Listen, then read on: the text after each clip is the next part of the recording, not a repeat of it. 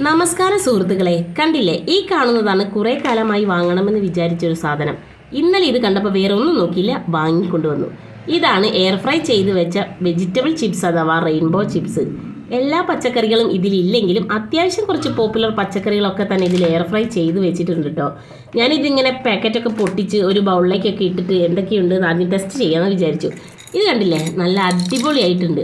Purple കളറിൽ നല്ല സ്റ്റൈലും ബീറ്റ്റൂട്ട് ഉണ്ട്, ഓറഞ്ച് കളറിൽ നമ്മുടെ ക്യാരറ്റ്, പിന്നെ ഇതാ പച്ച കളറിൽ നമ്മുടെ വെണ്ടയ്ക്ക, പാവയ്ക്ക തുടങ്ങി ഇതെല്ലാം ഒരു പാത്രത്തിൽ കാണാൻ തന്നെ നല്ല ഭംഗിയാണ്. കളർഫുൾ ആയിട്ടൊരു എന്താ പറയുക, ഒരു ഐറ്റം കാണുമ്പോഴേക്ക് തന്നെ തിന്നാൻ തോന്നുന്നു. ഇത് കണ്ടോ, ഈ ബീറ്റ്റൂട്ടൊക്കെ നല്ല സ്റ്റിഫാണ്, ഒട്ടും ഒരു എണ്ണമായി ഒന്നുമില്ല കേട്ടോ.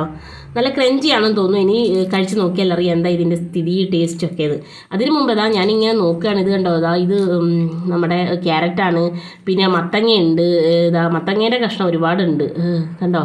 പിന്നെ ഇത് കണ്ടോ, വെണ്ടയ്ക്ക, ഒരു കുഞ്ഞു പീസുകളായിരുന്നു വെണ്ടയ്ക്ക. പിന്നെ ഒരുപാട് ഐറ്റംസ് ഉണ്ട്. ഇത് എനിക്ക് കഴിച്ച് നോക്കട്ടെ എങ്ങനെയാണ് ഇതിൻ്റെ കാര്യങ്ങളൊക്കെയെന്ന്. നല്ല രസമുണ്ട് കാണാൻ കേട്ടോ.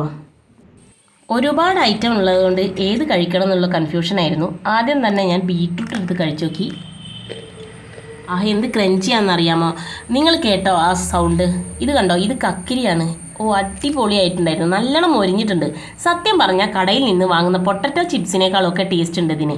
ഞാൻ ഉദ്ദേശിച്ചതുപോലെയൊന്നല്ല. ഇത് തിന്നുമ്പോൾ സത്യത്തിൽ എനിക്കൊരു ഡൗട്ട് ഉണ്ടായിരുന്നു, ഇതെല്ലാം പച്ചക്കറികൾ തന്നെയാണോ അതോ ചായം പൂശിയ വേറെ എന്തെങ്കിലും ആണോ എന്നൊക്കെ. കാരണം വേറെ ഒന്നുമില്ല, ഇതിന് ഭയങ്കര മധുരമുണ്ട്. പൊതുവെ ഈ പച്ചക്കറികൾ നമ്മൾ കഴിക്കുമ്പോൾ ഇത്ര മധുരം ഉണ്ടോ എന്ന് എനിക്കൊരു സംശയം. ചിലപ്പോൾ എന്തെങ്കിലും ചേർത്തിട്ടുണ്ടാവാൻ സാധ്യതയുണ്ട്. ക്യാരറ്റൊക്കെ തിന്നപ്പോൾ എനിക്ക് തോന്നുന്നു അല്ല, ഇത് പച്ചക്കറികൾ തന്നെയാണെന്നുള്ളത്.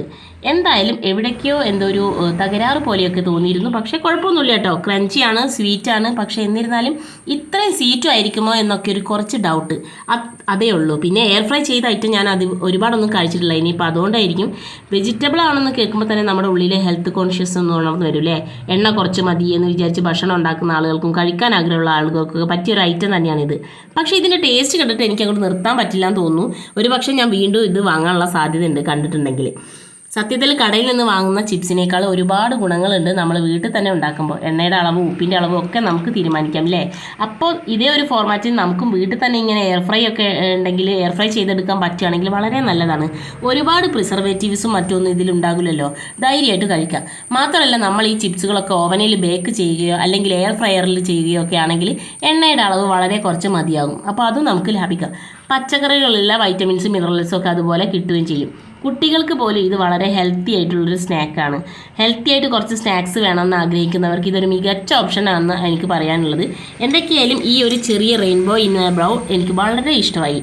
അപ്പോൾ നിങ്ങൾ കാണുകയാണെങ്കിൽ എന്തായാലും ട്രൈ ചെയ്ത് നോക്കട്ടോ. നല്ല ടേസ്റ്റ് ആയിട്ടുള്ള ഒരു ഐറ്റം തന്നെയാണ്.